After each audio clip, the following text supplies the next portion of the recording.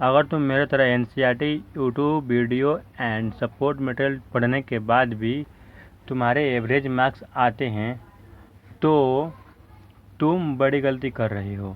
Average marks से maximum marks achieve करने के लिए तुम्हें मेन 5 पॉइंट पे काम करना हो। 5 पॉइंट कौन कौन से हैं? पहला पॉइंट ये है, सब्जेक्ट नॉलेज पे तुम्हें वर्क करना पड़ेगा। सब्जेक्ट नॉलेज पे तुम्हें वर्क करना पड़ेगा क्योंकि सब्जेक्ट नॉलेज ही ऐसी चीज़ है जो तुम्हें एवरेज मार्क्स से मैक्सिमम मार्क्स की ओर लेके जाएगी। सब्जेक्ट नॉलेज सबके पास होती है, फिर भी उनका क्या होता है, एवरेज मार्क्स आते हैं। एवरेज मार्क्स आते हैं सब्जेक्ट नॉलेज होने के बाद भी। फिर ये गलती क्या करती है, इनकी गलती ये होती है, दूसरा पॉइंट क्या है, आंसर राइटिंग है। आंसर राइटिंग क्या है, आंसर राइटिंग में ये गलती करते हैं। आंसर राइटिंग इन्हें आती नहीं है। आंसर राइटिंग कब आएगी तुम्हें, आंसर राइटिंग कब आएगी, आंसर राइटिंग कब आएगी, जब तुम सब्जेक्ट की नॉलेज के साथ साथ सब्जेक्ट की लैंग्वेज पर ध्यान दो। सब्जेक्ट की लैंग्वेज। अब इन सभी के साथ साथ तुम्हें क्या करना है, इसका पॉइंट बना बना के आंसर लिखना है। क्या बना बना के, पॉइंट बना बना के।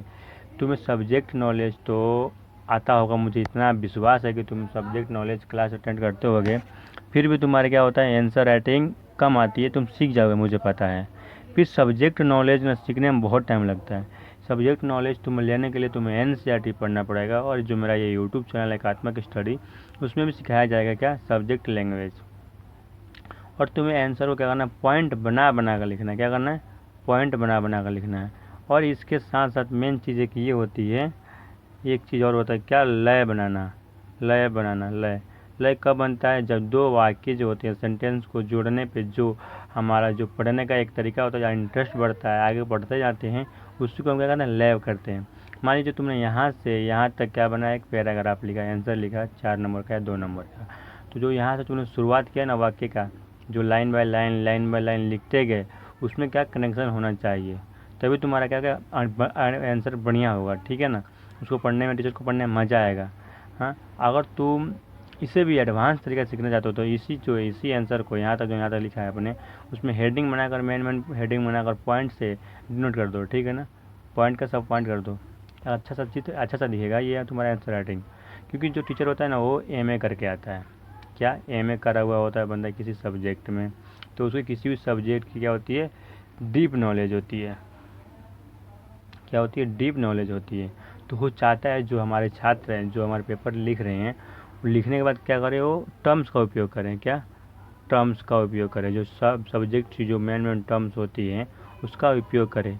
उपयोग करने से उसको क्या होता है, उसको फ़ायदा होता है कि हाँ, वो बंदा जान जाता है कि जो जो ये स्टूडेंट है, स्टूडेंट के पास क्या है, इस सब्जेक्ट की फुल नॉलेज है। क्या है, फुल नॉलेज है। किसके पास, स्टूडेंट के पास किसकी नॉलेज है, सब्जेक्ट की फुल नॉलेज है।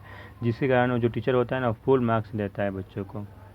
क्या होता है, फुल मार्क्स देता है। मार्क्स किसको देता है, स्टूडेंट को फुल मार्क्स देता है। इसके कारण क्या होता है, हम एवरेज से मैक्सिमम मार्क्स की ओर जा सकते हैं। मैक्सिमम मार्क्स की ओर जा सकते हैं किसके द्वारा, ये मेन 5 पॉइंट है। सब्जेक्ट नॉलेज होनी चाहिए, सबके पास होती है, तुम्हारे पास भी होगी, तुम तो इसको सीख ही रहे हो। आंसर राइटिंग सीखना बहुत ज़रूरी है, क्योंकि जितना अच्छा आंसर राइटिंग होगा तुम्हारा, उतने अच्छे नंबर आएंगे। सब्जेक्ट लैंग्वेज क्या होता है, सब्जेक्ट जब आंसर राइटिंग करते हैं, यानी किसी सब्जेक्ट का आंसर लिखते हैं, तो उनमें हम सब्जेक्ट लैंग्वेज का उपयोग करना ज़रूरी है। क्योंकि इसके टर्म्स हो गया, इस टर्म्स का उपयोग ज़्यादा से ज़्यादा करें। और उसको क्या करें, जो आंसर राइटिंग में जो तुम पैराग्राफ बना बना के लिख रहे हो, तो उसको क्या पॉइंट बना बना कर लिखो। और इनमें लय बनाना चाहिए, प्रभाव बनी रहनी चाहिए आंसर राइटिंग में तुम्हारे। ये तो तुम समझ ही गए हो। ठीक है ना, तो धन्यवाद। जब यहाँ तक आ ही गए हो तो इस चैनल को क्या करना, सब्सक्राइब कर देना।